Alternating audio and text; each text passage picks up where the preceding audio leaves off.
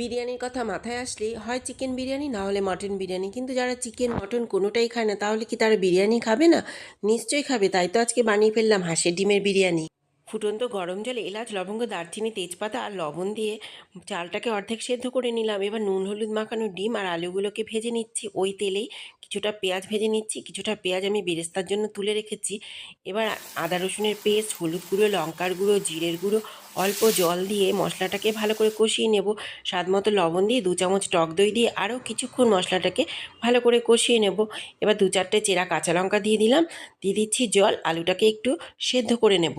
আলুগুলো প্রায় সেদ্ধ হয়ে গেছে। এবার ওপর থেকে ডিম আর খানিকটা আলু আমি তুলে নিচ্ছি। এর উপরে আবার ভাতগুলো দিয়ে দিচ্ছি। ভাতের ওপরে ডিম আর আলুটা এইভাবে আমি সাজিয়ে দিলাম। ওপর থেকে বেরেস্তা কুচি ছড়িয়ে দিলাম, 1 চামচ বিরিয়ানি মশলা, 1 চামচ ঘি আর 2 ফোঁটা মিঠা আতর দিয়ে 10 মিনিটের জন্য লো ফ্লেমে ঢেকে রেখে দিলাম। রেডি হয়ে গেল ঝরঝরে বিরিয়ানি। শসা আর পেঁয়াজের সাথে